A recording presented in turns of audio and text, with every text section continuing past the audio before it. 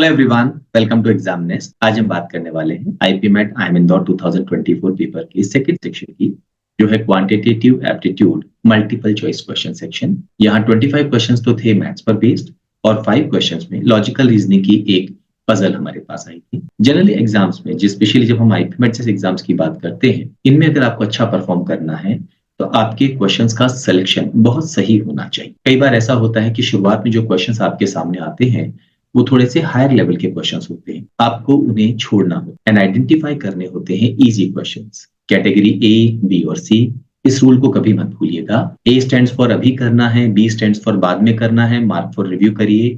C stands for छोड़ देना है, अभी उसको नहीं करना है, ना मार्क फॉर रिव्यू करना है।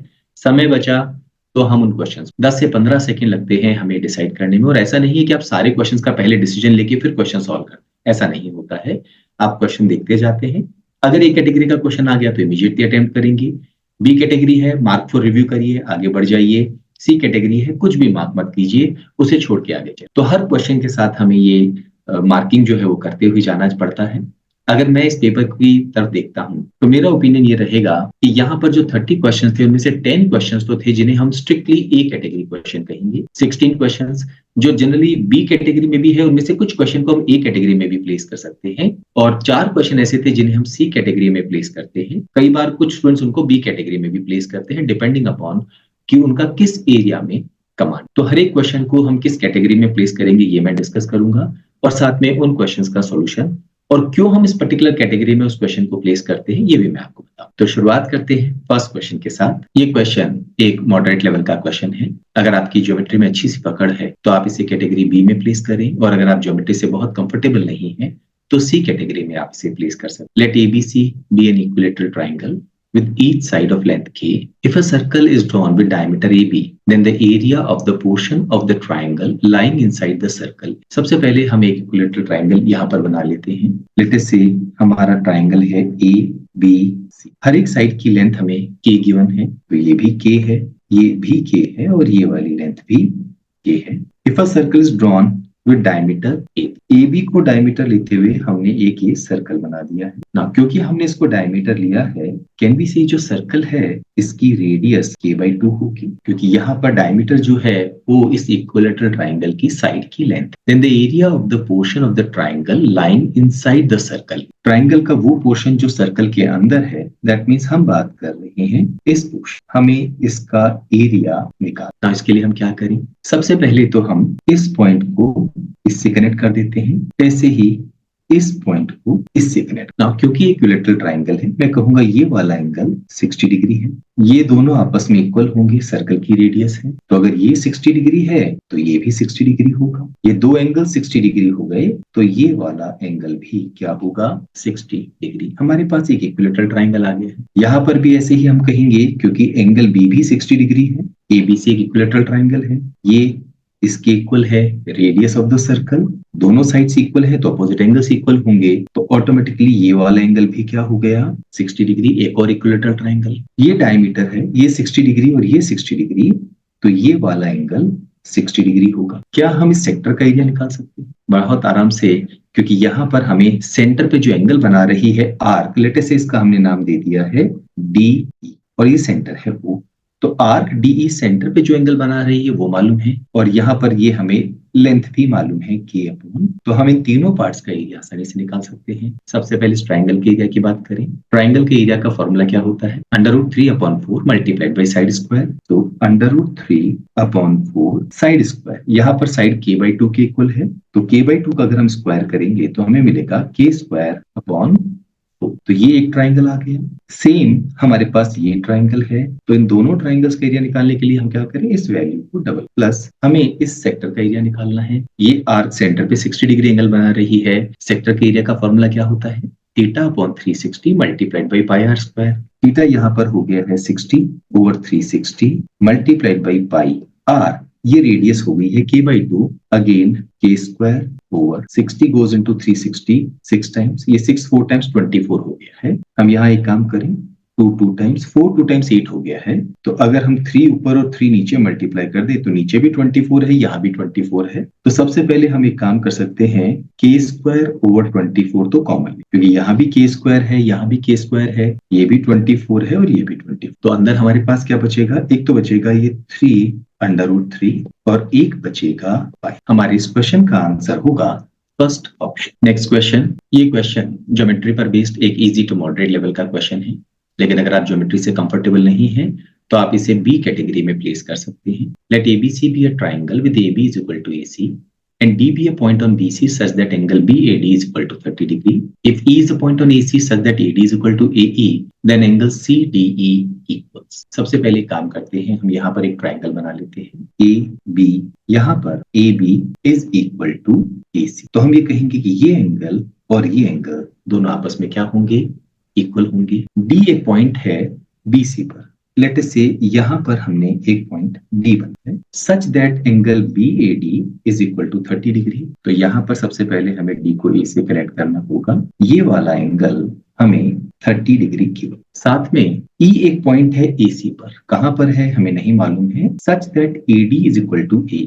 नाउ ये AD है, लेट अस से E यहाँ पर A, तो AD AE के इक्वल हो जाएगा। हमें एंगल CDE ये वाला एंगल यहाँ पर हमें, नाउ क्वेश्चन को करने के लिए सिंपल हम एंगल्स के साथ मूव करते जाएंगे। यहाँ पर नाउ यहाँ पर एक काम करते हैं, लेट अस से इस एंगल को हम नाम दे देते हैं थीटा, तो ये वाला एंगल भी क्या होगा, थीटा। इस एंगल को हम नाम दे देते हैं x। कैन वी से ये वाला एंगल होगा x प्लस थीटा। ट्राइंगल में जो एक्सटर्नल एंगल बनता है अगर किसी साइड को एक्सटेंड करने पर, वो इंटरनल ऑपोजिट एंगल्स के सम के इक्वल होता है। तो ये एंगल भी क्या होगा, x प्लस थीटा, क्योंकि दोनों आपस में इक्वल है तो ऑपोजिट एंगल्स इक्वल होंगे। ये 30 डिग्री है, ये थीटा है, तो हम कहेंगे ये एंगल होगा 150 माइनस थीटा, बिकॉज इन तीनों का सम 180 डिग्री होना चाहिए। नाउ यहाँ पर इन तीनों का सम भी 180 डिग्री होना चाहिए, बिकॉज एक स्ट्रेट लाइन है। So we will say 150 minus theta plus x plus theta plus है is equal to 180 degree. Theta यहाँ कैंसिल हो गया है, 2x is equal to 30 degree, therefore x की वैल्यू आ जाएगी 15 degree.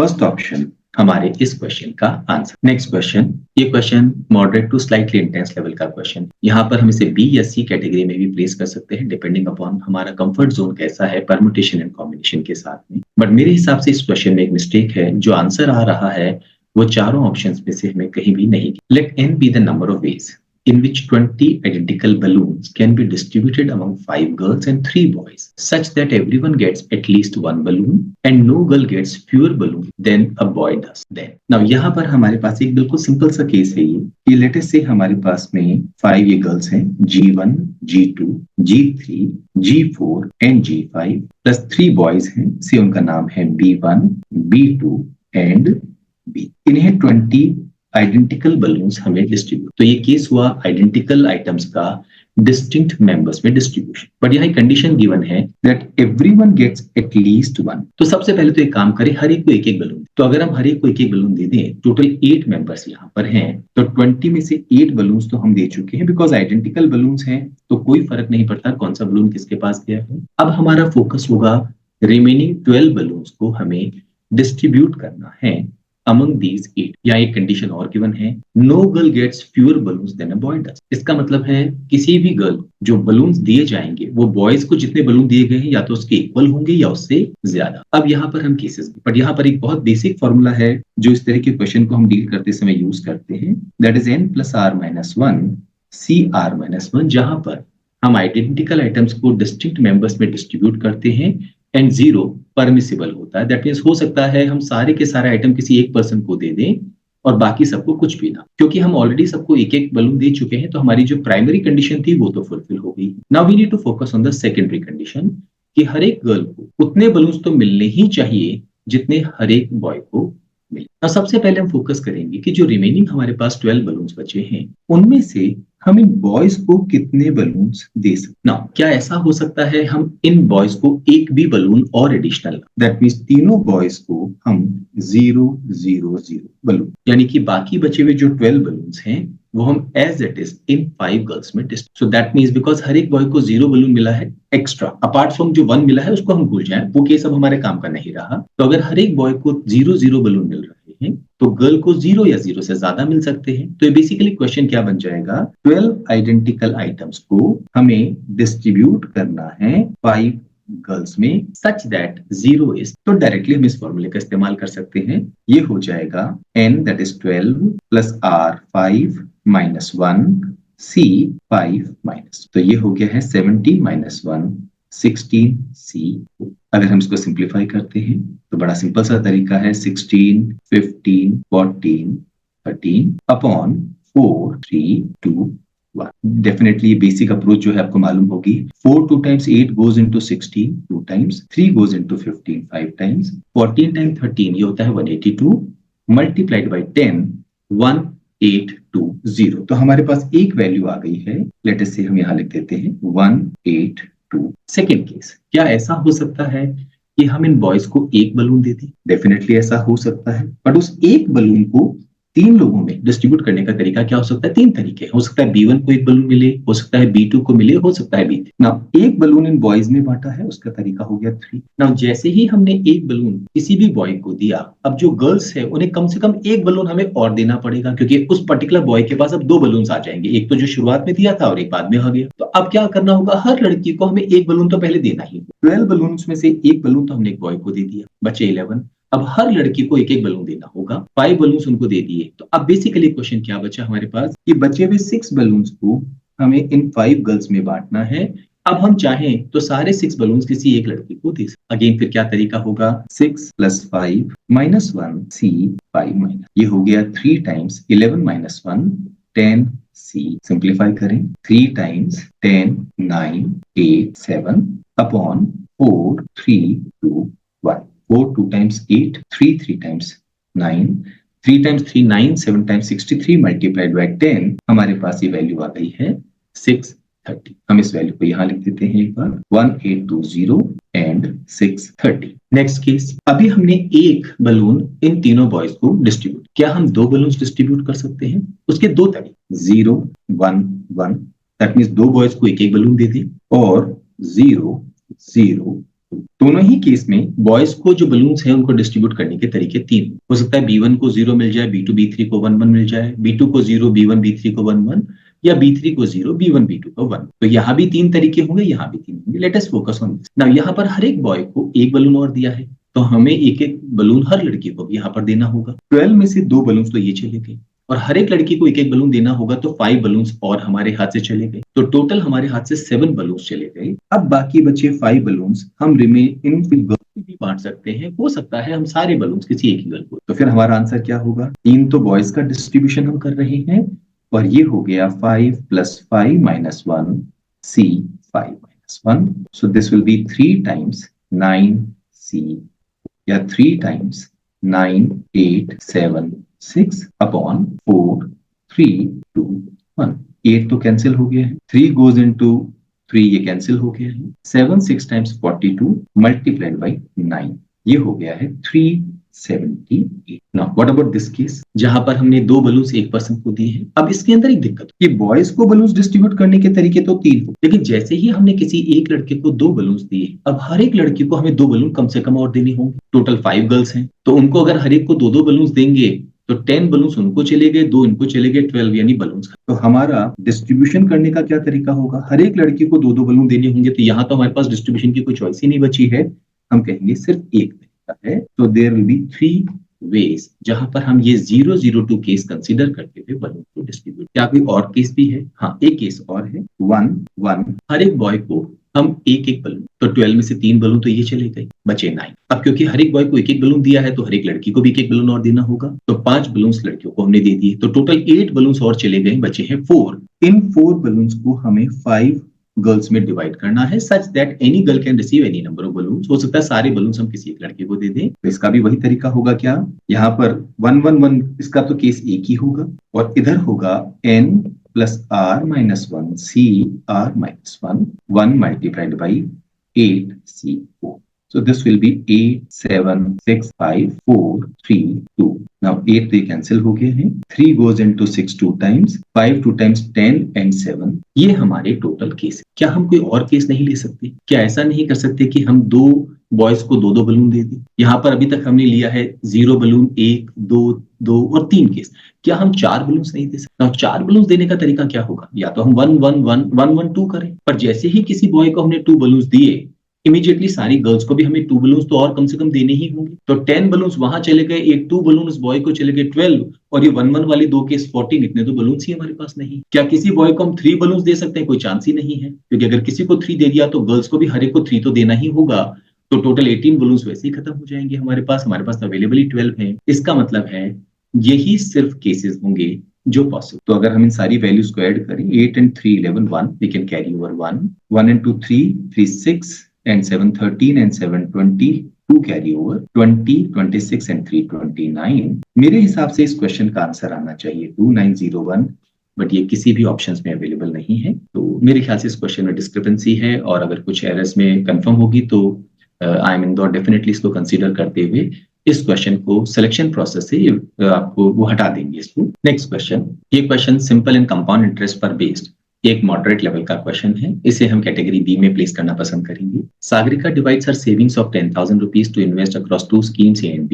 Scheme A offers an interest rate of 10% per annum, compounded half। तो scheme A 10% rate of interest है पर एनम, ये कंपाउंड इंटरेस्ट है, और इंटरेस्ट की कैलकुलेशन हम हाफ ईयरली करते हैं। While scheme B offers a simple interest rate of 12% per annum, ये 12% है और सिंपल इंटरेस्ट है। सिंपल इंटरेस्ट में से कोई फर्क नहीं पड़ता कि आप इंटरेस्ट की कैलकुलेशन हाफ ईयरली कर रहे हैं या ईयरली कर रहे हैं, क्योंकि इंटरेस्ट हमेशा प्रिंसिपल पर calculate. If at the end of first year the value of her investment, investment का मतलब हुआ जो इन्वेस्टमेंट किया प्लस जो इंटरेस्ट मिला, in scheme B exceeds the value of her investment in scheme A by 2310 rupees, then the total interest in rupees earned by Sagarika during the first year of investment। Now सबसे पहले हमें यहाँ पता करना है कि यहाँ पर हमें जो इंटरेस्ट मिलेगा वो होगा 12% ऑफ द प्रिंसिपल, और यहाँ जो इंटरेस्ट मिलेगा वो होगा 10.25% ऑफ द प्रिंसिपल। ये हमने दो अलग अलग अमाउंट इन्वेस्ट की है, 10,000 रुपीज को दो पार्ट्स में डिवाइड। नाउ ये 10.25 कैसे आया? एक बेसिक फॉर्मूला है कंपाउंड इंटरेस्ट निकालने का, जो हम सीधे परसेंट प्रिंसिपल की टर्म में हम कैलकुलेट कर लेते हैं, क्योंकि यहाँ पर रेट ऑफ इंटरेस्ट हमें 10% गिवन है। तो फर्स्ट 5% कैलकुलेट होगा आफ्टर 6 months, और फिर 5% कैलकुलेट होगा आफ्टर 6 months। तो जो टोटल कंपाउंड इंटरेस्ट होगा वो 10% नहीं होगा। उसके लिए हमारा एक बेसिक फॉर्मूला है A plus B plus A B over 100%। ये फॉर्मूला डायरेक्टली हमें कंपाउंड इंटरेस्ट प्रिंसिपल की टर्म में दे। तो अगर हम इस फॉर्मूले को लगाएं तो A plus B plus A B that is 25/100, ये वैल्यू आएगी 10.25%, और ये प्रिंसिपल की टर्म में कैलकुलेट। ना हमें मालूम नहीं है कि यहाँ प्रिंसिपल क्या है। लेट अस से एक काम करते हैं, इस प्रिंसिपल को हम X रुपीज मान लेते हैं। तो ये वाला हमारा प्रिंसिपल हो जाएगा 10,000 माइनस। ना इन्वेस्टमेंट की वैल्यू क्या होगी? जो स्कीम बी में इन्वेस्टमेंट किया है वो अमाउंट जो X रुपीज था वो 12% बढ़ जाए, तो बढ़ के वो हो जाएगा 112% of X। What about scheme A?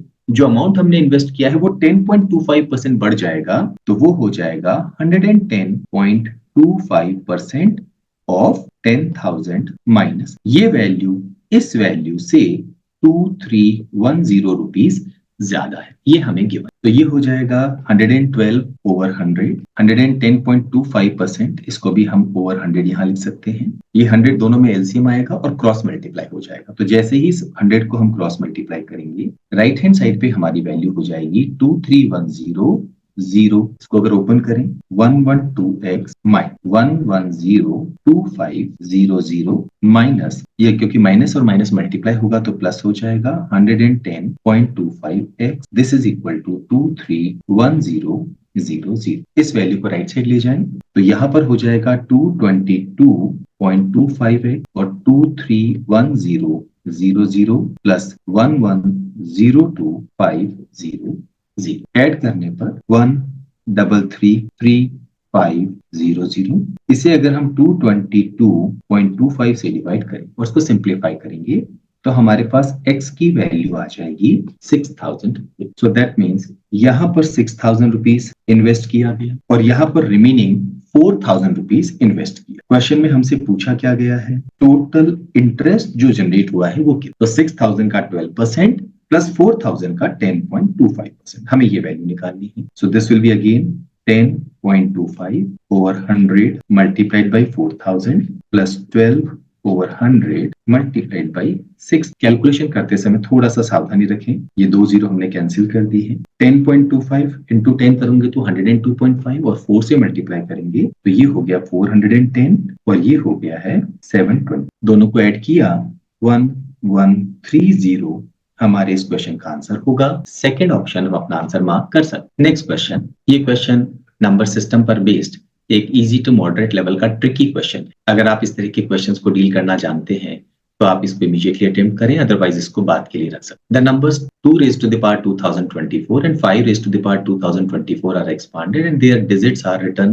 out consecutively on one page. The total number of digits written on the page. एक अच्छा तरीका होगा, आप एक यहाँ पर पैटर्न एस्टेब्लिश कर, मान लीजिए 2 की पावर 1 और 5 की पावर 1 हम लेते हैं तो ये होगा 2 और 5, तो टोटल 2 डिजिट्स हम यहाँ पर लिखें। पर यही अगर हम 2 स्क्वायर और 5 स्क्वायर करें तो 2 स्क्वायर के लिए हम लिखेंगे 4 और 5 स्क्वायर के लिए 25। हम 3 डिजिट्स हमें मिल रहे, तो जब पावर 1 है तो 2 डिजिट, पावर 2 है तो 3 डिजिट। हम एक बार और चेक कर सकते हैं, अगर ये 2 क्यूब और ये 5 क्यूब हो जाए तो 8 125 हमें 4 डिजिट मिल रही है। एक बार और हम ट्राई कर सकते हैं, 2 raised to the power 4 ये हो गया 16, 5 raised to the power 4 625 and we can see 5 digits मिल रही है। तो जितनी पावर है उससे एक ज्यादा, चाहे तो हम एक बार और कैलकुलेशन यहाँ पे करके देख सकते हैं। 2 raised to the power 5 ये हो गया है 32 और 5 raised to the power 5 3125, total हमें 6 डिजिट्स मिल रही है।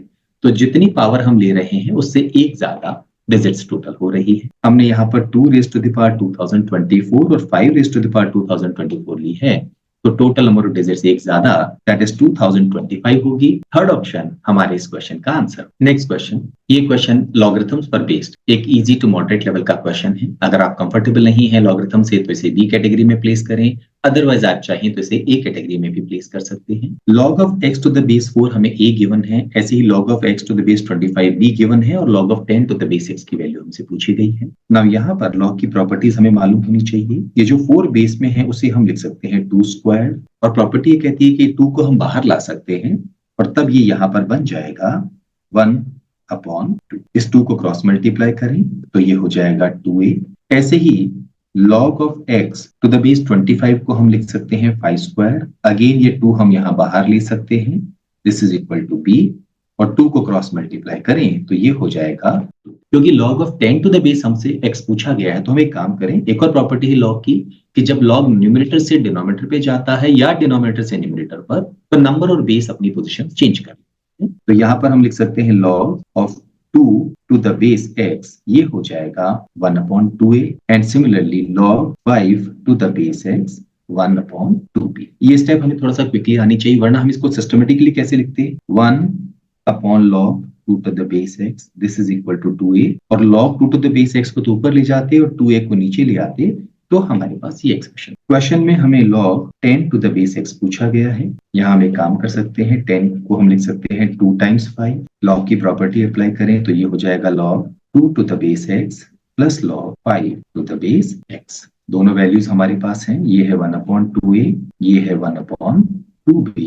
हम यहाँ पर लिख सकते हैं 2ab और ये हो जाएगा b प्लस a, या इसको हम रीराइट करें तो a plus b upon 2ab हमारे इस क्वेश्चन का आंसर होगा। फोर्थ ऑप्शन हम अपना आंसर मार्क कर सकते। नेक्स्ट क्वेश्चन, ये क्वेश्चन परम्यूटेशन एंड कॉम्बिनेशन पर बेस्ड एक इजी टू मॉडरेट लेवल का क्वेश्चन है। अगर आप परम्यूटेशन कॉम्बिनेशन से कंफर्टेबल हैं तो आपके लिए कैटेगरी ए क्वेश्चन है, और अगर कंफर्टेबल नहीं है तो आप इसे बी कैटेगरी में प्लेस कर सकते। The number of values of x for which this is defined as an integer is. Now इसको हम बेसिकली क्यों भी लिख सकते हैं, 17 minus x c 3x plus. Now हम x की क्या क्या वैल्यूज ले सकते हैं, क्या हम x की वैल्यू 0 ले सकते हैं? अगर हमने ऐसा किया तो 17 माइनस 0 ये तो हो जाएगा 17c1, एंड डेफिनेटली इंटीजर होगा, हमें सॉल्व करने की जरूरत नहीं है क्योंकि नीचे जो टर्म है वो हर हालत में 17 से कैंसिल हो। क्या हो अगर हम x इक्वल टू 1 पुट कर दें तो 17 minus 1 16, c 3 times 1 3 plus 1 4।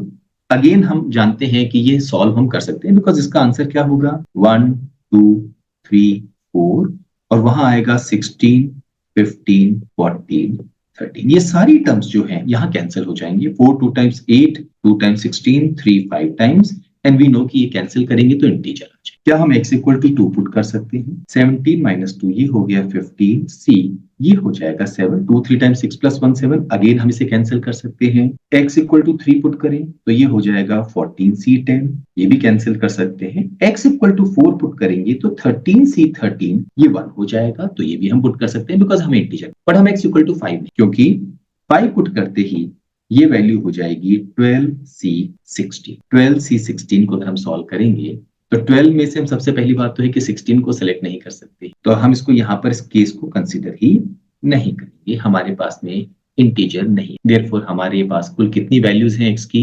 1 2 3 4 and 5। Fourth option हमारे इस क्वेश्चन का आंसर। नेक्स्ट क्वेश्चन, ये क्वेश्चन सेट थ्योरी पर बेस्ड एक इजी लेवल का क्वेश्चन है एंड डेफिनेटली इसे हम कैटेगरी ए क्वेश्चन कहेंगे। In a survey of 500 people it was found that 250 owned a 4-wheeler but not a 2-wheeler, 100 owned a 2-wheeler but not a 4-wheeler, and 100 owned neither a 4-wheeler nor a 2-wheeler, then the number of people who own both is। now यहाँ पर हम चाहें तो diagram बना सकते हैं। ये represent कर रहा है टोटल नंबर ऑफ पर्संस जिनका सर्वे किया गया है। सर्वे 4-wheeler और 2-wheeler के बारे में है, तो हम यहाँ 2 सर्कल्स बना सकते हैं।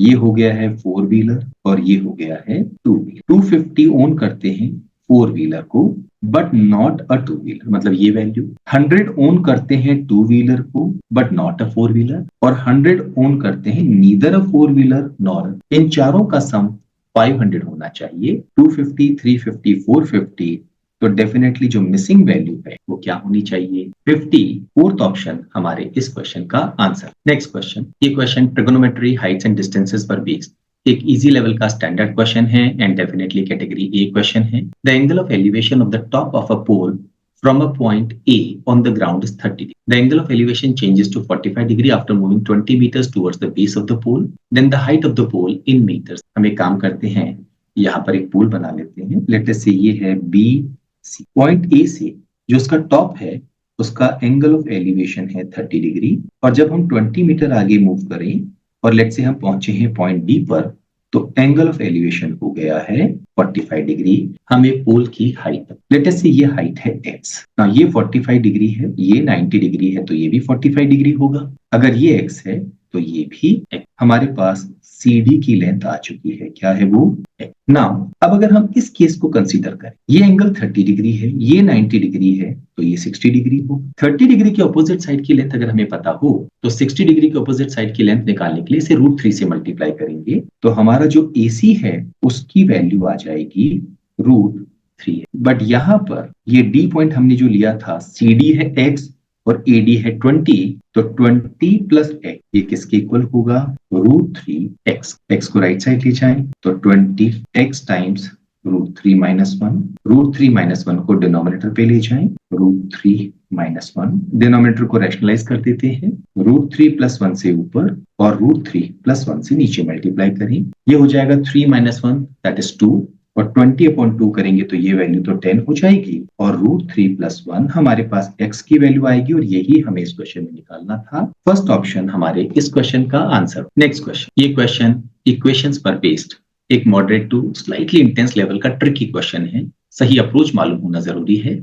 कैटेगरी बी या जरूरत पड़ने पर कैटेगरी सी में भी आप इसे प्लेस कर सकते हैं। The difference between the maximum real root and the minimum real root of the equation. ना अगर हम इक्वेशन को ध्यान से देखें तो ये रियल रूट्स होते ही ये वैल्यू भी पॉजिटिव है, ये भी पॉजिटिव है, और इन दोनों का सम 6। जनरली हम क्या करते हैं इस तरह के क्वेश्चंस में, नंबर लाइन का थोड़ा सा यहाँ पर सहारा ले सकते हैं। ये हिस्सा 0 कहाँ होगा? अगर एक्स स्क्वायर की वैल्यू 5 हो जाए। लेट अस से अगर एक्स स्क्वायर की वैल्यू 5 हो जाए तो ये हिस्सा 0 हो जाएगा, और ये 0 कहाँ होगा?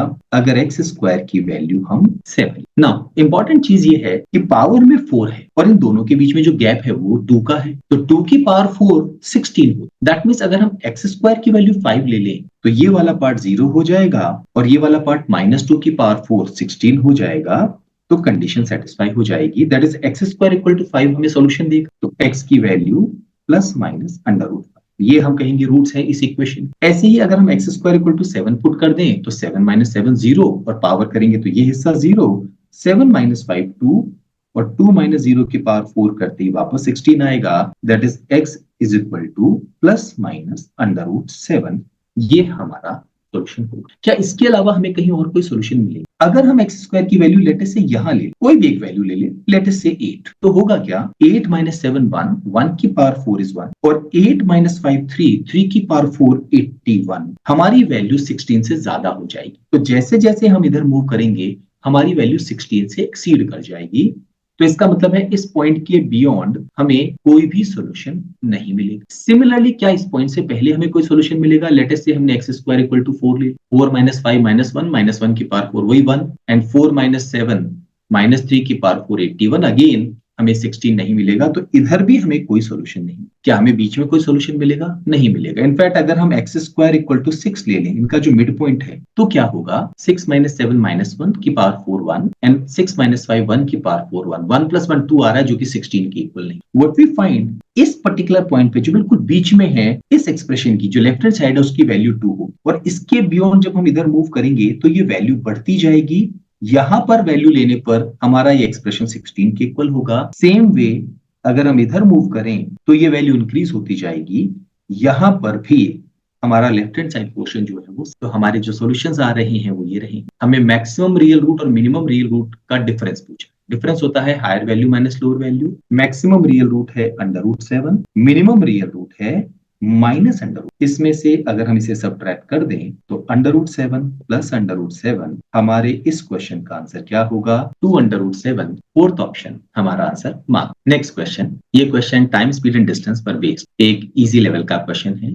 बोट्स एंड स्ट्रीम्स जो कंसेप्ट है उस पर हमें फोकस करना होगा। अ बोट गोज 96 किलोमीटर अपस्ट्रीम इन 8 आवर्स। तो इससे हमें बोट की अपस्ट्रीम स्पीड मालूम हो जाएगी 96 upon 8, that is 12 kilometer per hour, and covers the same distance moving downstream in 6 hours. तो downstream speed हो जाएगी 96 upon 6, that is 16 kilometer per hour. On the next day, boat starts from point A, goes downstream for 1 hour. Point A से शुरुआत किया, 1 hour downstream जाने का मतलब है point B तक पहुंचे, डिस्टेंस कवर किया जाएगा 16 kilometre, and then upstream for 1 hour, and upstream for 1 hour। तो डाउनस्ट्रीम गए और अपस्ट्रीम वापस आए, लेटेस्ट से पॉइंट सी पर पहुंचेंगे क्योंकि अपस्ट्रीम स्पीड स्लो है, 12 किलोमीटर डिस्टेंस कवर किया। तो बोट अपनी इनिशियल पोजीशन से 4 किलोमीटर डाउनस्ट्रीम जा चुकी है। एक बार डाउनस्ट्रीम 1 hour और एक बार अपस्ट्रीम 1 hour आने में। क्वेश्चन में कहा गया है कि अगर ये प्रोसेस हम टोटल 5 बार रिपीट करें, दैट इज 5 डाउनस्ट्रीम मूवमेंट हो, 5 अपस्ट्रीम मूवमेंट हो, तो बोट के बारे में क्या। एक साइकिल में 4 किलोमीटर डाउनस्ट्रीम हो जाएगी अगर बोट की पोजीशन, तो 5 साइकिल्स में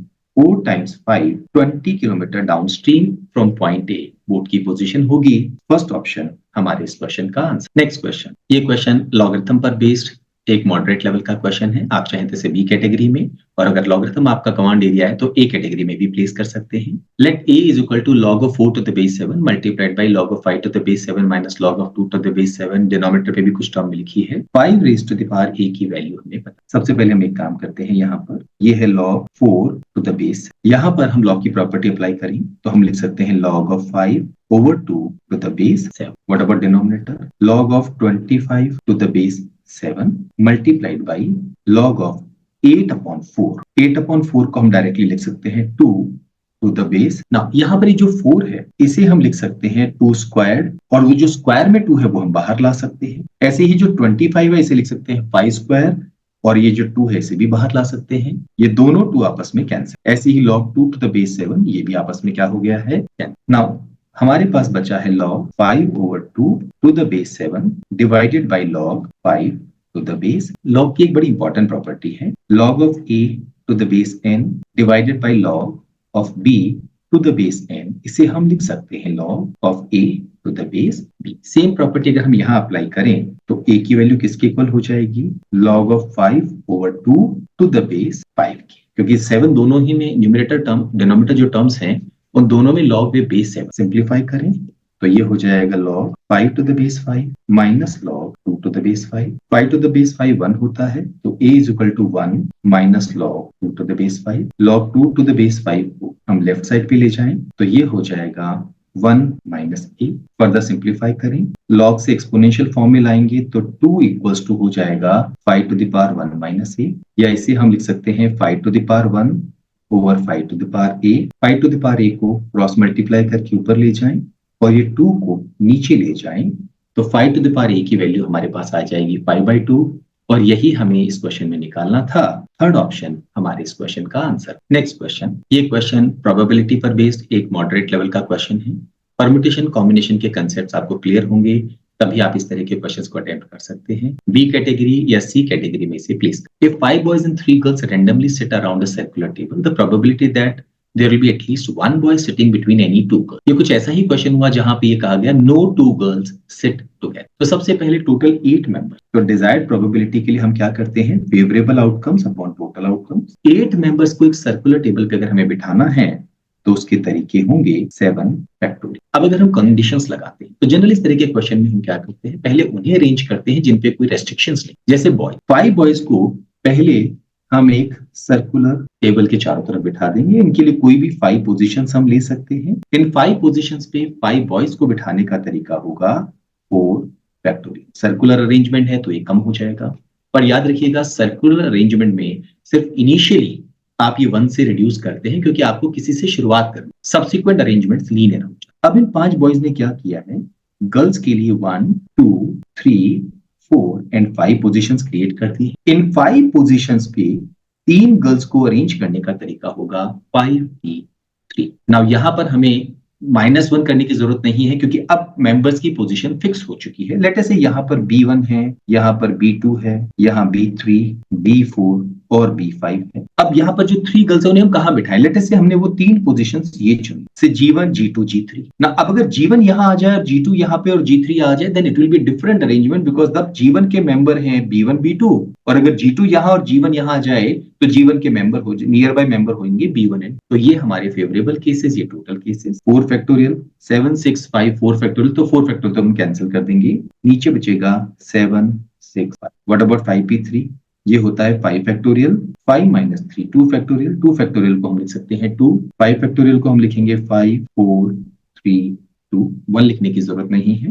2 तो ये कैंसिल हो गया है, 5 हमारा कैंसिल हो गया है, 3 goes into 6 2 times, 2 goes into 4 2 times। तो हमारी डिजायर्ड प्रोबेबिलिटी क्या होगी, 2/7। सेकंड ऑप्शन हमारे इस क्वेश्चन का आंसर। नेक्स्ट क्वेश्चन, ये क्वेश्चन ज्योमेट्री पर बेस्ड एक इजी लेवल का क्वेश्चन है, डेफिनेटली कैटेगरी ए क्वेश्चन है। If the shortest distance of a given point to a given circle is 4 centimetre and the longest distance is 9 centimetre, then the radius of the circle. ना हमें ये नहीं मालूम है कि हमारा वो जो पॉइंट है वो सर्कल के अंदर है या सर्कल से बाहर। लेट अस से हमारा वो पॉइंट सर्कल से बाहर से यहाँ पर। नाउ शॉर्टेस्ट डिस्टेंस अगर हम यहाँ से यहाँ का ले लें तो ये हमें 4 गिवन है, और लॉन्गेस्ट डिस्टेंस अगर हम इस पॉइंट से ये डायमीटर बना दे यहाँ तो ये हो जाएगा 9 सेंट। दैट इज अगर इस पॉइंट को हम A, इसे B और इसे C लेते हैं तो AC हमारे पास 9 सेंटीमीटर हो जाएगा और AB 4 सेंटीमीटर है। तो व्हाट अबाउट BC, ये होगा 5 सेंटीमीटर। तो हमारे सर्कल की रेडियस हो जाएगी 2.5 सेंटीमीटर। लेकिन अगर यही पॉइंट सर्कल के अंदर हो, लेट अस से हमारा ये पॉइंट यहाँ पर हो A पॉइंट, अब इसका शॉर्टेस्ट डिस्टेंस B ये तो हो गया है 4 और ये डायमीटर पर है तो AC 9 हो गए। तो अब ये टोटल डिस्टेंस 13 सेंटीमीटर होने का मतलब है रेडियस इसका हाफ 6.5 सेंटीमीटर हो जाएगी। हमें यही पता करना है कि सर्कल की रेडियस क्या हो सकती है, दो value 2.5 centimetre and 6.5 centimetre. Third option हमारे इस क्वेश्चन का आंसर। नेक्स्ट क्वेश्चन, ये क्वेश्चन कोऑर्डिनेट ज्योमेट्री पर बेस्ड एक moderate to slightly intense level का क्वेश्चन है। अगेन डिपेंड करता है आप कोऑर्डिनेट ज्योमेट्री से कंफर्टेबल हैं या नहीं। अगर कंफर्टेबल है तो आप इसे बी कैटेगरी क्वेश्चन कह सकते हैं, अदरवाइज आप इसे C category. If theta is the angle between the pair of tangents drawn from the point 072 to the circle then tangent theta equal. सबसे पहले हम इसे स्टैंडर्ड फॉर्म में लिखें। कैसे लिखेंगे हम, x² - 14x + y² + 16y + 88 is equal to 0। यहाँ पर हम लिख सकते हैं x - 7 का होल स्क्वायर। तो इससे क्या होगा, x² और 14x तो आ जाएगा बट साथ में 49 भी आ जाएगा। लेट अस से हमने 49 जो अपनी तरफ से ऐड किया था वो सबट्रैक्ट। ऐसे ही यहाँ पर हम लिख सकते हैं y + 8 का होल स्क्वायर। तो y² + 16y तो आएगा, प्लस साथ में 64 भी आ गया है, से 64 हमने सबट्रैक्ट कर दिया है एंड 88 हमारे पास ऑलरेडी है इक्वल्स टू 0। तो जो हमने ऐड किया उसको सबट्रैक्ट, इन दोनों को अगर हम ऐड करते हैं 64 और 49 ये हो गया 113। 88 इसमें से माइनस करेंगे तो ये होगा -25, राइट साइड जाके +25, तो 25 को हम लिख सकते हैं 5। तो हमारे पास में सर्कल की इक्वेशन आ गई है जिसके सेंटर है 7 - 8 और जिसकी रेडियस क्या है, इस सर्कल हम एक एक्सटर्नल पॉइंट 072 से टेंजेंट्स ड्रॉ, हमें पता करना है टेंजेंट थीटा क्या होगा अगर उन टेंजेंट्स के बीच में एंगल थीटा। तो हम एक काम करते हैं, समझने के लिए एक सर्कल यहाँ बना लेते हैं। ये हमारा 7 - 8 सेंटर हो गया है। ये वो पॉइंट है 0/7 जहां से हमने दो टेंजेंट्स ड्रॉ किए हैं और ये बीच वाला एंगल थीटा है। हमें टेंजेंट थीटा पता करना है। क्योंकि ये टेंजेंट्स हैं, हम एक बात कह सकते हैं कि अगर इस पॉइंट को हम सेंटर से कनेक्ट कर दें तो ये एंगल 90 डिग्री होगा। इस पॉइंट को अगेन हम इससे कनेक्ट कर दें तो ये एंगल 90। ये बहुत बेसिक प्रॉपर्टी है। अगर हम इस पॉइंट को इससे कनेक्ट कर दें तो हमारे पास दो कॉन्ग्रुएंट ट्राइंगल्स आए। क्यों आएंगे कॉन्ग्रुएंट ट्राइंगल? बेसिक प्रॉपर्टी है RHS, right angle hypotenuse side. यहाँ पर ये हाइपोटेनस है जो कि दोनों ही ट्राइंगल्स में कॉमन है। राइट एंगल दोनों ट्राइंगल हैं। ये साइड इसके इक्वल है सर्कल की रेडियस, तो डेफिनेटली ये इसके इक्वल होगी। एक्सटर्नल पॉइंट से जब दो टेंजेंट्स ड्रॉ करते हैं तो आपस में एक दूसरे के इक्वल होते हैं और तब ये एंगल और ये एंगल इक्वल हो जाएगा। अगर ये टोटल एंगल थीटा है तो ये वाला एंगल कितना होगा? थीटा बाई, क्या हम टेंजेंट थीटा बाई 2 निकाल? सबसे पहले ये रेडियस है हमारी फाई, हमें से पॉइंट ए ओ इसके बीच का डिस्टेंस निकाल। तो डिस्टेंस ओ ए हम कैसे निकाल सकते हैं? डिस्टेंस फॉर्मूला का इस्तेमाल करके। O A is equal to square root of x1 - x2 का whole square plus y1 - y2 का होल स्क्वायर। x1 और x2 हम किसी को भी ले सकते हैं, कॉरेस्पॉन्डिंगली हमें y1 y2 लेना होगा। से हमने ये x1 लिया है और ये x2, तो 0 - 7 का whole square plus y1 - y2, इसे y1 लेना होगा और इसे y2 माइनस करते ही प्लस हो जाएगा, तो 7/2 प्लस 8 का होल। सिंप्लीफाई करें, 7 का स्क्वायर हो गया है 49, 8 2 टाइम्स 16 प्लस 7 23/2 का स्क्वायर और ये स्क्वायर रूट। 23 का स्क्वायर होता है 529/4, तो यहाँ पर हम लिख देंगे इस जगह 529/4। फर्दर सिंप्लीफाई करें, 49 4 टाइम्स ये होता है 196, so we can just write down 196 plus 529 divided by 4 और इसका स्क्वायर रूट। 529 plus 196 क्या होगा हमारी OA की वैल्यू? ये हो गया है 629 725 अपॉन 4 का 100। एक बार OA पता चल गया तो क्या हम AB पता कर सकते हैं, that is the length of the tangent. क्या करना होगा? OA का स्क्वायर माइनस OB का स्क्वायर और वैल्यू का अंडर। तो AB हमारे किसके इक्वल हो जाएगा? OA का स्क्वायर 725/4, क्योंकि इसका स्क्वायर करेंगे तो रूट हट जाएगा, माइनस OB का स्क्वायर दैट इज 25 और अंडर 25 4 टाइम्स 100, 725 माइनस 100 625/4, ये वैल्यू हमारे पास बचेगी यहाँ पर। 625 का अंडर रूट 25 और 4 का अंडर रूट 2, तो हमारे पास में AB की वैल्यू आ जाएगी 25 हो। क्या अब हम टेंजेंट थीटा 2 निकाल सकते हैं? टेंजेंट थीटा बाई 2 ये होगा opposite side upon containing side या adjacent side, so that is 5 divided by 25/2। 2 हम ऊपर ले जाएंगे तो ये वैल्यू हो गई है 2/। लेकिन हमें निकालना है क्या? टेंजेंट। एक बेसिक फॉर्मूला है टेंजेंट का। टेंजेंट थीटा किसके इक्वल होता है? 2 times tangent theta by 2 divided by 1 minus tangent square theta by 2। बस ये वैल्यूज अब हमें यहाँ पर पुट करनी है। ये हो गया है 2 टाइम्स टेंजेंट थीटा बाई 2 है 2/5 and 1 minus tangent square theta by 2, इसका स्क्वायर करेंगे तो 4/25। ये हो गया है 4/5 और यहाँ हो गया है 25 माइनस 1 21/25। सिंप्लीफाई करते हैं, 4/5 25/21, 5 goes into 25 5 times, 20/21 हमारे इस क्वेश्चन का आंसर होगा।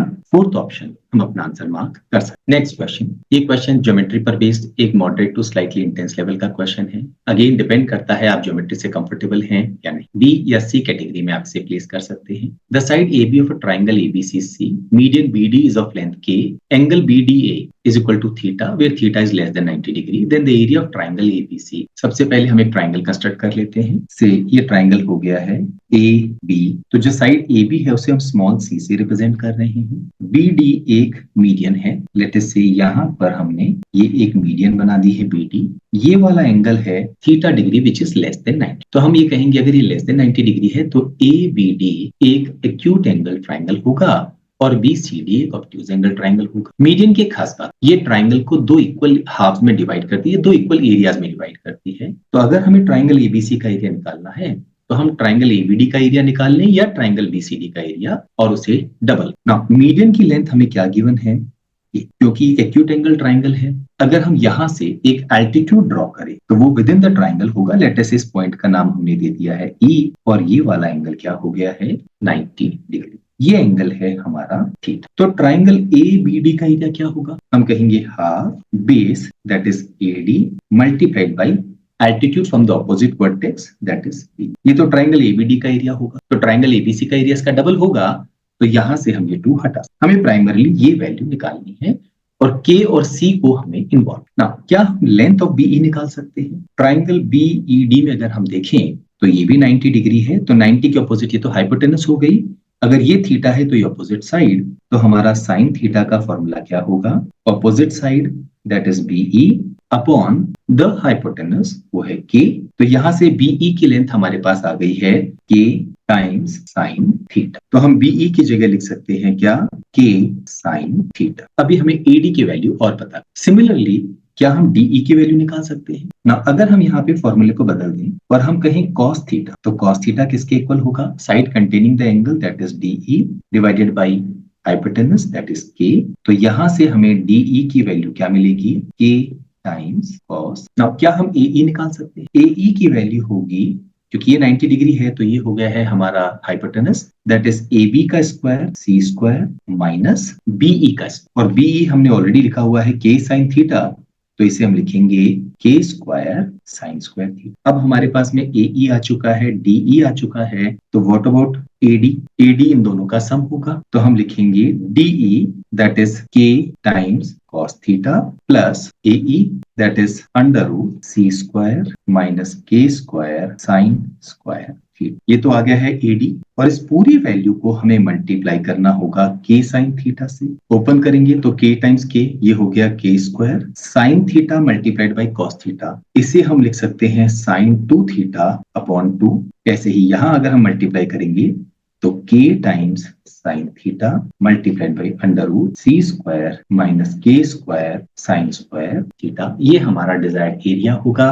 फर्स्ट ऑप्शन हमारे इस क्वेश्चन का आंसर। नेक्स्ट क्वेश्चन, ये क्वेश्चन सीक्वेंसेस एंड सीरीज पर बेस्ड एक moderate to slightly intense level का क्वेश्चन है। बी या सी कैटेगरी में आप इसे प्लेस कर सकते हैं, क्योंकि यहाँ पर सीक्वेंसेस एंड सीरीज के साथ साथ logarithm concept भी involved. The terms of a geometric progression are real and positive. If the pth term of the progression is q and the qth term is p, then the logarithm of the first. Let us say first term है हमारी a, common ratio है r. तो क्या हम pth term निकाल सकते हैं? ये होगा a multiplied by r to the power p minus. ये हमें क्या गिवन है? q.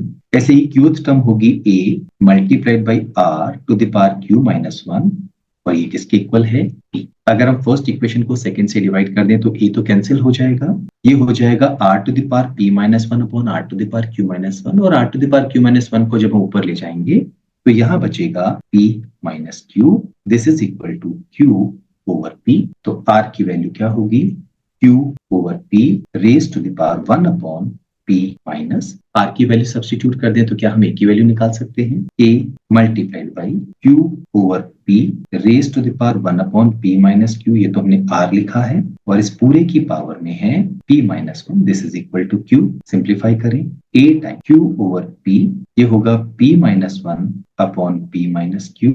This is equal to q। Further simplify करें तो ये क्रॉस मल्टीप्लाई हो जाएगा, या इसको हम रिवर्स कह सकते हैं q p अपॉन q। ये पावर को हम सेपरेट करके दोनों की पावर में ले आते हैं, p minus 1 upon p minus q, और यहाँ पर भी p minus 1 upon p minus q। Further simplify करें तो a is equal to p raise to the power p minus 1 upon p minus q multiplied by q raise to the power, ये है 1। जब ये पावर ऊपर जाएगी तो minus हो जाएगी, तो हम लिखेंगे 1 minus p minus 1 over p minus q। इसे और सिंप्लीफाई करें, p raise to the power p minus 1 p minus q multiplied by q raise to the power p minus q minus p plus 1। तो p से p तो cancel हो जाएगा, ऊपर बचेगा 1 minus q over p minus q। ना क्योंकि हमें फर्स्ट टर्म का लॉग निकालना है, प्राइमरली हमें लॉग a पूछा, तो यहाँ पर इस पूरे एक्सप्रेशन का अगर हम लॉग लें तो क्या होगा? ये हो जाएगा log p raise to the power p minus 1 divided by p minus q multiplied by q raise to the power 1 minus q divided by p minus q, और यहाँ पर इस तरह से टर्म है। क्योंकि मल्टीप्लाई हो रही टर्म्स तो हम इनको सेपरेट कर सकते हैं, दोनों का अलग अलग लॉग ले सकते हैं। तो यहाँ पर हम इसको अगर रीराइट करेंगे तो ये हो जाएगा plus log of q raise to the power 1 minus q upon p minus q. यहाँ पर हम क्या करेंगे, पावर बाहर आ सकती है तो we can write down 1 minus q over p minus Q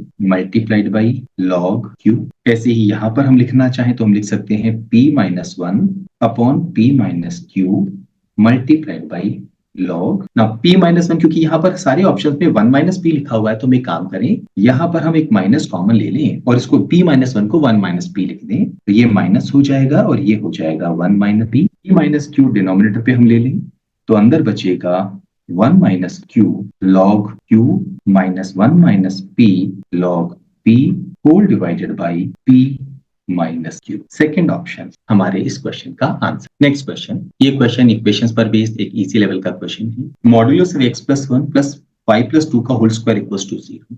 हमें साथ में ये भी गिवन है कि x माइनस 3ay 1 के इक्वल है तो a की वैल्यू। ये हिस्सा पॉजिटिव है क्योंकि मॉडुलस है, ये परफेक्ट स्क्वायर है तो ये भी पॉजिटिव होगा या 0 हो सकता है। इन दोनों का सम 0 एक ही केस में हो सकता है, जब ये भी 0 हो और ये 0 कब होगा, अगर हम x की वैल्यू -1 पुट कर दें, और ये 0 कब होगा अगर हम y की वैल्यू -2। दोनों वैल्यूज यहाँ सब्स्टिट्यूट कर दें, a multiplied by -1 minus 3a multiplied by -2 is equal to 1, minus a plus 6a is equal to 1, 5a is equal to 1, a is equal to 1 upon 5। हमें यही वैल्यू निकालनी थी। First option हमारे इस question का answer. Next question, ये question permutation and combination पर based एक इजी टू मॉडरेट लेवल का स्टैंडर्ड क्वेश्चन है।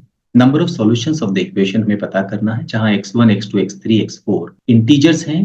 x1 greater than equal to 1 है, x2 greater than equal to 2 है, x3 greater than equal to 0 है और x4 greater than equal to 0। ये question भी वही हुआ है जहां पर हमें आइडेंटिकल आइटम्स को डिस्टिंक्ट मेंबर्स में डिस्ट्रीब्यूट करना है कुछ कांस्टेंट्स के साथ। Now x1 plus x2 plus x3 plus x, this is equal to 5। Now x1 को मिनिमम 1 तो देना ही चाहिए, तो हम एक काम करें, x1 को 1 दे दें, x2 को मिनिमम 2 मिलना चाहिए, इन्हें हम 2 दे दें। तो अब हमारे पास डिस्ट्रीब्यूट करने के लिए 47 वैल्यूज। तो हमारा क्वेश्चन क्या बन जाएगा, x1 plus x2 plus x3 plus x4 is equal to 47। और क्योंकि x3 x4 0 या उसके ग्रेटर है और इनको ऑलरेडी 1 और 2 हम असाइन कर चुके हैं, तो अब हम इनको भी 0 ले सकते हैं। दैट मीन्स हम इन 47 वैल्यूज को किसी को भी दे सकते हैं कंप्लीटली या उसको डिवाइड कर सकते हैं। तो अगेन हमारा फॉर्मूला है n plus r minus 1 CR minus 1, जहां पर आइडेंटिकल आइटम्स को हम डिस्टिंक्ट मेंबर में डिस्ट्रीब्यूट करते हैं और 0 परमिसिबल होता है। n हो गया है 47 प्लस r हो गया है 4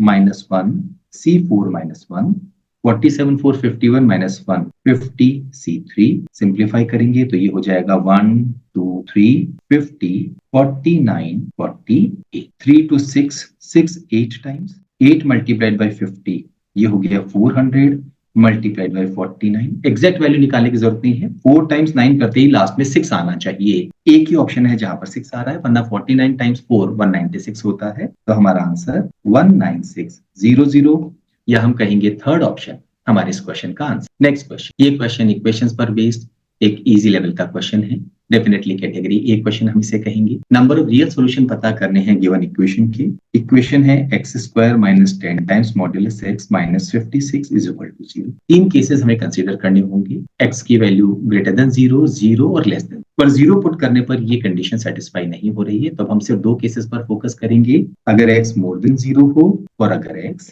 लेस। अगर x मोर देन 0 हो तो मॉड्यूलस से बाहर लाते समय हम इसे प्लस से मल्टीप्लाई करते हैं, तो हमारा एक्सप्रेशन बन जाएगा x square minus 10x minus 56 is equal to 0। और अगर x लेस देन 0 है तो जैसे ही मॉड्यूलस से बाहर लाएंगे इसे हमें माइनस से मल्टीप्लाई करना होगा, तो हमारा एक्सप्रेशन हो जाएगा x square plus 10x minus 56 equal to 0।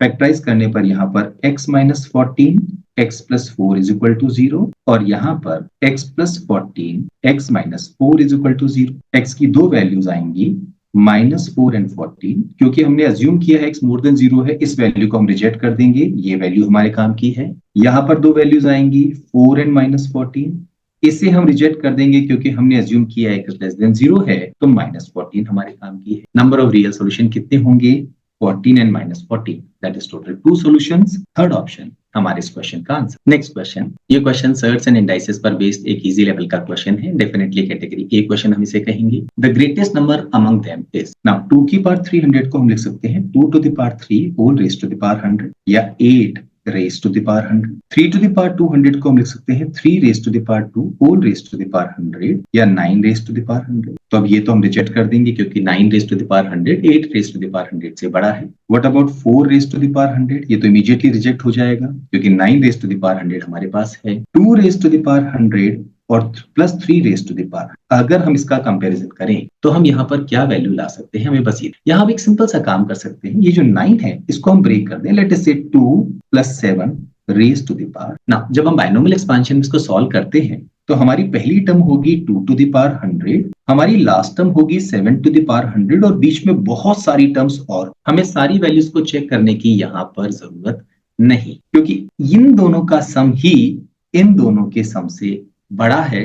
तो ये वैल्यूज और ऐड हो गई तो डेफिनेटली नंबर काफी बड़ा हो जाएगा। तो इमीडिएटली हम कहेंगे इनमें से ग्रेटेस्ट नंबर कौन सा होगा, 3 raise to the power 2। Next question, ये क्वेश्चन इक्वेशंस पर बेस्ड एक इजी टू मॉडरेट लेवल का क्वेश्चन है। सही अप्रोच मालूम है तो आप इसे कैटेगरी ए में, अदरवाइज कैटेगरी बी में प्लेस कर सकते हैं। For some non zero real values of a, b and c, it is given that modulus of c over a is equal to 4, modulus of a over b is equal to 1/3 and b over c is equal to -3/4. If ac is more than 0, then b plus c over a, ac more than 0 कब होगा, जब या तो दोनों positive हो या दोनों negative हो। दैट मींस हम एक को पॉजिटिव और एक को नेगेटिव नहीं ले सकते। Now it is given b over c is equal to -3 over। एक काम करते हैं, यहाँ पर b को हम ले लेते हैं -3 तो c को हम ले लेंगे 4, ये पॉसिबिलिटी है। या हम b को ले लें 3 और c को ले लें -। अगर हम c को 4 लेते हैं तो modulus of c over a 4 कब आएगा, एक तो c और a का साइन सेम होना चाहिए,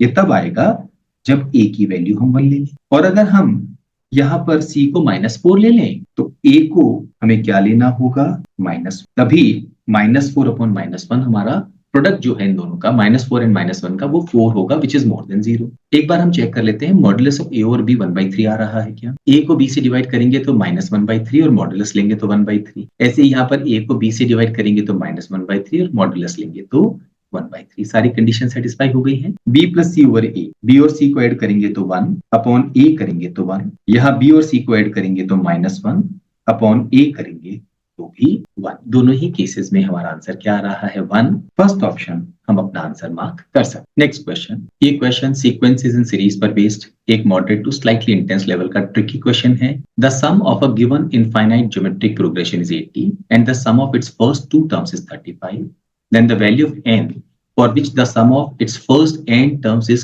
closest to। Now infinite geometric progression, let us say first term है a, common ratio है r, तो हमारी फर्स्ट टर्म अगर a होगी तो सेकंड टर्म क्या होगी, ar। हमें क्या गिवन है, sum of infinite geometric progression 80 given है, उसका फॉर्मूला होता है first term upon 1 minus common ratio, ये 80 गिवन है। और sum of its first 2 terms 35 given है, that is a plus ar। यहाँ पर हम a कॉमन ले लें तो 1 plus r multiplied by a, ये हमें 35। इस इक्वेशन को अगर हम इससे डिवाइड करें तो क्या होगा, यहाँ पर a और 1 माइनस r जो नीचे है वो ऊपर ले जाते हैं, 80 यहाँ नीचे आ गया है, a से a कैंसिल हो गया है, 1 minus r square 5 7 times 16 times 7/16, r square is equal to 1 minus 7/16, 16 minus 7 9/16, तो r की वैल्यू आ गई है प्लस माइनस 304।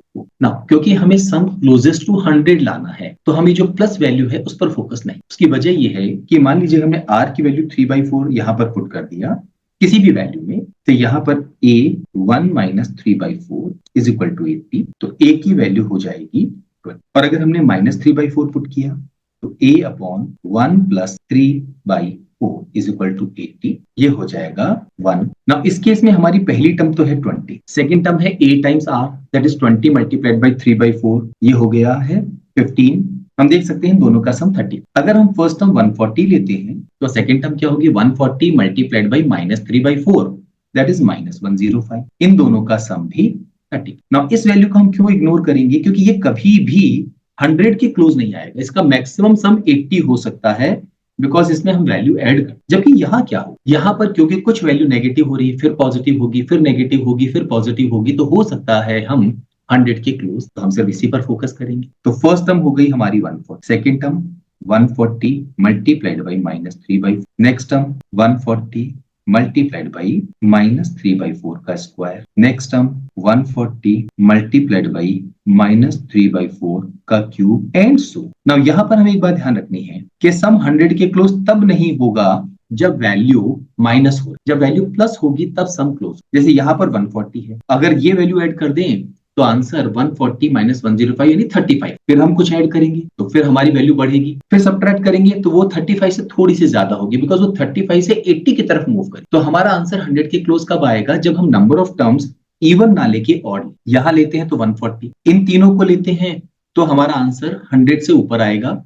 ऐसे ही हम और टर्म्स पर फोकस करेंगे, थोड़ा सा हिट एंड ट्रायल करना समझदारी रहेगी। यहाँ पर हम 140 यहाँ कॉमन, तो अंदर बचेगा 1 -3/4 plus 9/16 minus 27/64 plus 81/256 and so. तो हम कोशिश ये करेंगे कि जैसे फर्स्ट 3 टर्म्स की वैल्यू निकाल के देखिए कि आंसर क्या आ रहा है, फिर फर्स्ट 5 टर्म्स, फिर 7 टर्म्स एंड। अगर हम सिर्फ फर्स्ट 3 टर्म्स पे फोकस करें तो ये हो गया 16, तो 16 minus 4 4 times, 4 3 times 12 plus 9, 16 minus 12 ये हो गया 4 प्लस 9 13/16। तो हमारे पास आएगा 140 मल्टीप्लाइड बाई 13/16। ये नंबर 4 से डिविजिबल है, 35 4 टाइम्स, 35 इंटू 13 350 प्लस 105 455/4। हमारे पास आंसर आएगा 113.7। 100 के क्लोज, कैसे और क्लोज आ सकता है? क्योंकि पहले 140 था, अब 113.75 आया है, तो अगली बार वैल्यू 100 के क्लोज आएगी। हो सकता है 100 से ज्यादा रहे, हो सकता है 100 से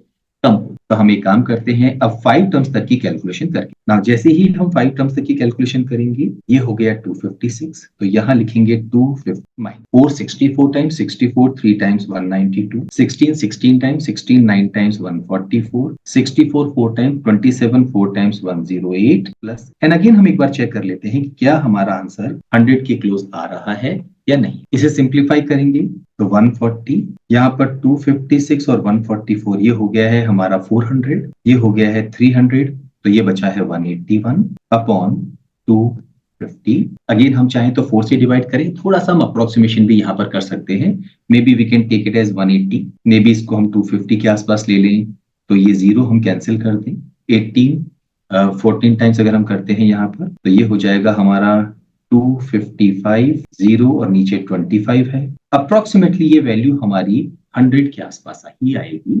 नेक्स्ट वैल्यू काफी कम हो जाएगी, बिकॉज इसके पहले वाली वैल्यू थी 113, फिर ये 100 के आसपास हुई। जरूरी कि वैल्यू एग्जैक्ट हो सकता है इससे थोड़ा सा कम भी, और फिर अगली वैल्यू उससे भी कम हो जाएगी। तो क्लोजेस्ट 100 के कब आ रहा है? जब हमने 5 टर्म्स ली है। हमारे इस क्वेश्चन का आंसर क्या होगा? सेकेंड। बट इस तरह का क्वेश्चन एग्जाम में जनरली हमें अटेम्प्ट नहीं करना चाहिए। अगर एक बार कंफ्यूज हो गए तो आपका ये बहुत सारा समय कंज्यूम कर सकते। नेक्स्ट क्वेश्चन, ये क्वेश्चन परसेंटेज पर बेस्ड एक moderate to slightly intense level का ट्रिकी क्वेश्चन है। बी कैटेगरी या सी कैटेगरी में प्लेस कर सकते हैं। ऑप्शंस के थ्रू जाएंगे तो थोड़ा सा आसान रहेगा, अदरवाइज आपको थोड़ा सा यहाँ पर मेहनत करना पड़ सकता है। A fruit seller had a certain number of apples, bananas and oranges at the start of the day. The number of bananas was 10 more than the number of apples and the total number of bananas and apples was a multiple of 11. एक काम करते हैं, यहाँ हम लिख देते हैं apples, bananas and orange. से apples हैं हमारे पास में यहाँ पर x, तो bananas कितने हैं?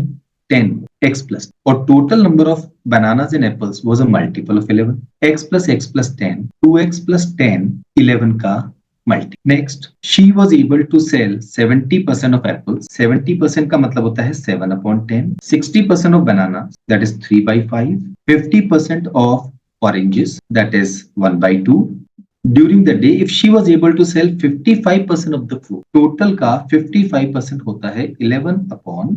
Then the minimum number of oranges she had at the start of the day was. हमें oranges की वैल्यू निकालनी है। Let us say ये है y, इसकी मिनिमम वैल्यू निकालनी है। टोटल कितने हो जाएंगे? 2x plus y plus 10। Now यहाँ पर अगर हम ऑब्जर्व करें, x का 7/10 हमें निकालना है, तो x 10 का मल्टीपल होना चाहिए। अब अगर हम x का 10 का मल्टीपल देखें और फिर ये भी देखें कि वो 11 का कोई मल्टीपल हो, तो एक काम हम कर सकते हैं। अगर हम इस वैल्यू को, लेट अस से x को हम ले लेते हैं 50, तो 52 टाइम्स 100 प्लस 10 110, ये 11 का।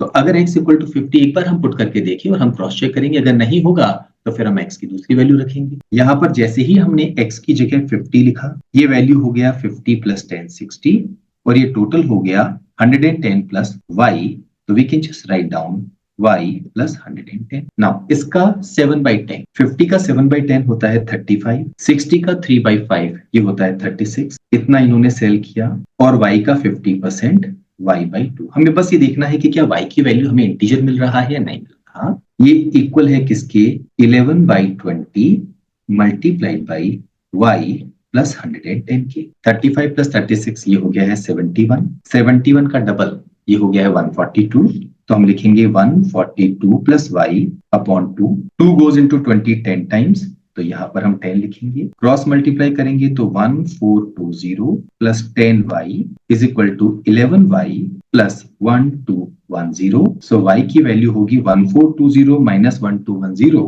That is 210। क्योंकि ये हमारे पास ऑप्शन में है, इमीडिएटली सेकेंड ऑप्शन हम आंसर कर सकते। नेक्स्ट क्वेश्चन, ये क्वेश्चन परसेंटेज पर बेस्ड एक इजी लेवल का क्वेश्चन है, लेकिन ये ट्रिकी क्वेश्चन है। सबसे अच्छा तरीका होगा हम इसे ऑप्शंस के थ्रू सॉल्व करें। Smallest possible number of students पूछा गया क्लास में, if the girls in the class are less than 50% but more than 48। क्या ये नंबर 25 हो सकता है? 25 का 50% 12.5, तो गर्ल्स जो है वो 12.5 से कम है, बहुत सारी वैल्यूज हैं, बट मोर देन 48। नाउ यहाँ पर 48% हमें निकालने की जरूरत नहीं है, हमें बस ये देखना है इन दोनों में 2% का फर्क, और 25 का 10% 2.5, 1% 0.25, तो 2% हो गया 0.5, तो 48% इज नथिंग बट 12.5 से 0.5 कम हम कहेंगे 12। अब नंबर ऑफ गर्ल्स 12 से ज्यादा और 12.5 से कम ये पॉसिबल नहीं है, डेसिमल में गर्ल्स नहीं होंगी, तो 25 हमारा आंसर नहीं। क्या 27 आंसर हो सकता है? लेट अस से नंबर ऑफ गर्ल्स 27 है, तो उसका 50% क्या होगा? 13.5। 48% निकालने के लिए फिर हम क्या करेंगे? 50% में से 2% माइनस कर देंगे। इसका 10% 2.7, 1% हो गया है 0.27, तो 2% 0.54, और 13.54 में से 0.54 अगर हम निकालते हैं तो हमारे पास आएगा 12.96। नंबर ऑफ गर्ल्स 12.96 से ज्यादा और 13.5 से कम, डेफिनेटली एक वैल्यू है जो हमारे काम की है, और वो क्या है? 13। तो मिनिमम नंबर ऑफ स्टूडेंट्स कितने होंगे? 27।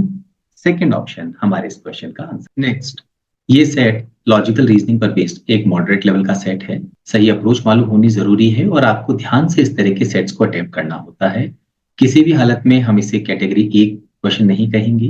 कैटेगरी बी में भी हम इसे तब अटेम्प्ट करते हैं जब हम कॉन्फिडेंट हो कि हम कट ऑफ क्लियर करके थोड़ा सा एक्स्ट्रा मार्क्स ले आए, तब हम इस तरह के क्वेश्चंस को अटेम्प्ट करते हैं। 4-5 मिनट देते हैं, अगर हमें इसका क्लू मिल जाता है कि कैसे अप्रोच करना है तो हम इसे मूव करेंगे, अदरवाइज हम उस क्वेश्चन को छोड़ के और वापस जो बाकी बचे हुए हमारे मैथ्स के क्वेश्चंस हैं उन पर फोकस करें। In an election there were 5 constituencies के नाम गिवन है, 20 वोटर्स हैं each, all of whom voted. 3 parties हैं जिन्होंने इलेक्शन कंटेस्ट किया है। The party that gets maximum number of votes in a constituency wins that seat. हर कॉन्स्टिट्यूएंसी में क्लियर विनर है, मतलब कहीं कोई टाई नहीं हुई है टॉप पोजीशन के लिए। द फॉलोइंग एडिशनल इंफॉर्मेशन हमारे पास है। Total number of votes ABC ने जो कॉन्स्टिट्यूएंसीज मिले वो गिवन है। S2 S3 किसने जीता है? सी ने। ए ने जीता है ओनली S1, और number of votes obtained by be in पांचों कॉन्स्टिट्यूएंसीज में डिस्टिंक्ट नेचुरल नंबर है इन इंक्रीजिंग। एक सबसे अच्छी अप्रोच होती है इस तरह के क्वेश्चंस को डील करने की, हम एक टेबल कंस्ट्रक्ट करके सारी इंफॉर्मेशन को वहां अरेंज करें और फिर देखें कि किस तरह से हम एग्जैक्ट इंफॉर्मेशन टेबल में फिल कर सकते हैं। यहाँ पर हमने कॉन्स्टिट्यूएंसीज लिख ली हैं, जो पार्टीज हैं वो लिख ली हैं, टोटल कितने वोट्स यहाँ पर मिले हैं, यहाँ टोटल कितने मिले हैं, ए बी सी को अक्रॉस ऑल कॉन्स्टिट्यूएंसीज कितने वोट मिले हैं, 49, 35, 16 रेस्पेक्टिवली, सम 100। S2 S3 सी ने जीता है, तो यहाँ हम एक काम कर सकते हैं, इस तरह से लिख देते हैं ये बताने के लिए कि ये दो कॉन्स्टिट्यूएंसी किस पार्टी ने जीती है। सी ने। ए वोन S1 ऑन, ए ने सिर्फ S1 जीता है। What about S4 S5? ए ने तो नहीं जीता, पर बी और सी में से कोई भी ये जीत सकता। अब यहाँ पर हम एक बात ध्यान रखें, क्या सी 7 वोट्स लेके विनर हो सकती? ये पार्टी विनर नहीं हो सकती। क्यों? क्योंकि अगर यहाँ 7 हुआ तो इन दोनों का सम 13 होगा, और 13 हम कैसे ला सकते हैं? 8 5, पर इससे ज्यादा वोट तो किसी पार्टी को मिल नहीं सकते। 7 6, इनफैक्ट इसके इक्वल भी किसी को नहीं मिल सकते, तो फिर 13 यहाँ पर हम किसी भी तरह से नहीं कर। तो 7 वोट्स लेके ये पार्टी, ये कॉन्स्टिट्यूएंसी नहीं जीत सकती। तो क्या 8 वोट्स लेके जीत सकती है? हाँ, अगर 8 हुआ तो ये दोनों का सम 12 हम कैसे ला सकते हैं? हम ला सकते हैं 8 4, बट अगेन टॉप पोजीशन पे टाई नहीं होगा। फिर बचा है 7 5 एंड 6 तो 7-5 एक पॉसिबिलिटी है, 6-6 एक पॉसिबिलिटी है। तो मिनिमम 8 अगर वोट्स यहाँ पर इन्हें मिल जाए तो ये कॉन्स्टिट्यूएंसी की सीट जीत सकते। तो मिनिमम यहाँ पर भी 8 होनी चाहिए ना। टोटल ही 16 वोट्स मिले हैं तो इनको 8 से ज्यादा तो मिल ही नहीं सकते हैं। इसका मतलब इन दोनों ही कॉन्स्टिट्यूएंसीज में इन्हें 8 वोट मिले हैं, बाकी तीनों कॉन्स्टिट्यूएंसीज में इन्हें एक भी वोट नहीं। तो ये S4 और S5 की विनर नहीं हो सकती है। S1 ने तो सिर्फ कॉन्स्टिट्यूएंसी ए के साथ अगर हम देखें तो पार्टी ए ने S1 कॉन्स्टिट्यूएंसी जीती है, तो S4 और S5 हर हालत में इसने जीती होगी पार्टी ना। यहाँ पर सिर्फ 2 पार्टीज है। ये वैल्यू हर हालत में ग्रेटर देन और इक्वल टू 11 और ये वैल्यू इससे भी बड़ी होगी। अगर हम इसको 11 लेते हैं तो इसको हम 12, 13, 14 कुछ भी ले सकते हैं, पर इसको अगर हमने 12 ले लिया तो इसे 13, 14, 15 कुछ भी लेना होगा, बिकॉज ये असेंडिंग ऑर्डर में है और नेचुरल नंबर भी। 11 क्यों है? क्योंकि टोटल 20 हैं, 2 पार्टीज हैं, तो एक को 50% से ज्यादा वोट मिले होंगे। 50% 10 होता है, तो एक को 11 मिले होंगे तो दूसरे को 9 या 12 तो 8 एंड ना। अब हम आते हैं यहाँ पर, अगर यहाँ 8 वोट मिले हैं तो क्या यहाँ पर हम 6 वोट दे सकते हैं? क्योंकि हमारे पास पॉसिबिलिटी है 6, 6, 5, 7, 7, 5। अगर हमने 6, 6 यहाँ दिया, ये वैल्यू 6 से बड़ी होगी, गिवन है कि इंक्रीजिंग ऑर्डर में है, तो अगले केस में यहाँ पर हम 6, 6 नहीं ले सकते हैं, हमें 7, 5। पर इसमें दिक्कत, 7 एंड 6, 13। अगर ये 11 ले 24 तो ये 12 तो मिनिमम लेना ही होगा। तो इन चारों का सम 36 हो जाएगा। यहाँ टोटल वोट्स कितने मिले हैं? 35। तो ये अजम्पशन कि यहाँ पर 6 और 6 है, ये अजम्पशन गलत। क्या यहाँ पर 7 और 5 हो सकता है? ये तो कोई चांस ही नहीं, क्योंकि अगर यहाँ 7 हुआ तो ये वैल्यू से बड़ी होनी चाहिए और यहाँ पर कोई भी वैल्यू 7 से बड़ी नहीं है। इसका मतलब है हर हालत में यहाँ पर एक ही केस बचेगा, that is 5 and what about this case now? क्या यहाँ पर मैं 7 और 5 ले सकता हूँ? ये बड़ा होना चाहिए। 2 पॉसिबिलिटीज हैं, 7, 5 या 6, 6, पर 7 नहीं ले सकता। क्यों? 5 एंड 7, 12। अगर इसको मैं मिनिमम 11 भी लेता हूं तो 23, तो इसे 12 लेना होगा, 35, तब ये 0 हो जाएगा। ये सारी वैल्यूज नेचुरल नंबर है, इंक्रीजिंग ऑर्डर में है और डिस्टिंक्ट है, तो किसी भी हालत में मैं इसे 7 नहीं ले सकता हूं। तो यहां पर मेरे पास सिर्फ एक ही चॉइस बची है, इसे 6 और इसे 6। अब अगर हम इसे मान लीजिए यहाँ 11 लेते हैं और इसे 12 लेते हैं तो क्या होगा? 11 एंड 11, 22 एंड 12, 34। हम यहाँ पर 1 लिख सकते हैं। ये सबसे छोटा नेचुरल नंबर है, इससे कम हम इसे कर नहीं सकते। इसका मतलब है हम इन दोनों में से किसी को भी इवन एक वैल्यू से बढ़ा नहीं सकते। इसको 11 को 13 नहीं कर सकते, तब ये 0 हो जाएगा। इसे 12 कर दिया तो ये 13 हो जाएगा, तब तो ये -1 हो जाएगा। इसका मतलब है यही हमारे पास पॉसिबल वैल्यूज होंगी इस कॉलम। अब अगर ये 1 हुआ तो ये कितना होगा? 19, बिकॉज इन दोनों का सम 20 होना चाहिए।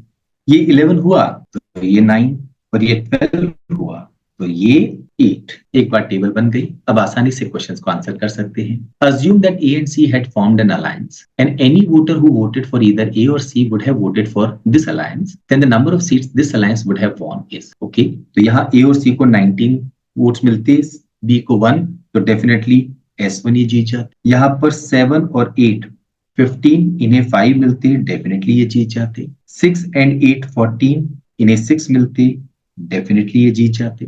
यहाँ पर दोनों अलायंस करके भी 9 वोट्स मिलते, यहाँ 11 है, ये कॉन्स्टिट्यूएंसी नहीं जीत सकते। यहाँ 8 और यहाँ 12 है, ये भी नहीं जीत सकते थे। तो हमारे इस क्वेश्चन का आंसर क्या होगा? 3 सीट्स ये अलायंस जीत सकता था। 4th ऑप्शन हमारे क्वेश्चन का answer. Next question, the constituency in which B got lower number of votes compare to A and C, that is A और सी दोनों से कम मिले। यहाँ पर बी को सी से ज्यादा मिले हैं, यहाँ पर बी को ए और सी दोनों से कम मिले हैं, तो डेफिनेटली हम कहेंगे S2 कॉन्स्टिट्यूएंसी है। यहाँ पर इसको ए के इक्वल मिले हैं तो ये काम की नहीं है। यहाँ पर तो इनफैक्ट इसे दोनों से ज्यादा मिले हैं, तो हम कहेंगे S2 कॉन्स्टिट्यूएंसी। 4th ऑप्शन हमारा आंसर होगा। Next question, comparing the number of votes obtained by A across different constituencies, the lowest number of votes were in which constituency? ये थे S3 में 6, तो हमारे इस क्वेश्चन का आंसर क्या होगा? First option S3। Next question, the number of votes obtained by A in S5, A को S5 में 8 वोट्स मिले हैं, 4th ऑप्शन हमारे क्वेश्चन का आंसर होगा। And last question, the number of votes obtained by B in S2, B को S2 में 5 votes मिले हैं, फर्स्ट ऑप्शन हमारे इस क्वेश्चन का आंसर। ओवरऑल अगर हम सेक्शन की बात करें तो कंपैरेटिवली ये थोड़ा सा टफ सेक्शन था। अगर हम प्रीवियस ईयर्स के पेपर्स को देखें तो सिलेक्शन ऑफ क्वेश्चन ये सबसे इंपॉर्टेंट रोल प्ले करता है। कुछ स्टूडेंट्स ने गलती करी कि उन्हें लगा कि उन्होंने 8 या 9 क्वेश्चंस या 10 क्वेश्चंस अटेम्प्ट किए हैं कॉन्फिडेंस के साथ, तो ये कम अटेम्प्ट्स होंगे, तो उन्होंने बाकी क्वेश्चंस में रिस्क ले ली और बिना सोचे समझे आंसर मार्क कर दिया और कट ऑफ क्लियर नहीं कर। तो ध्यान रखना है कि आपको जब भी एग्जाम में क्वेश्चन दे, नॉलेज के साथ साथ समझदारी आप कभी भी नहीं छोड़। Happy learning.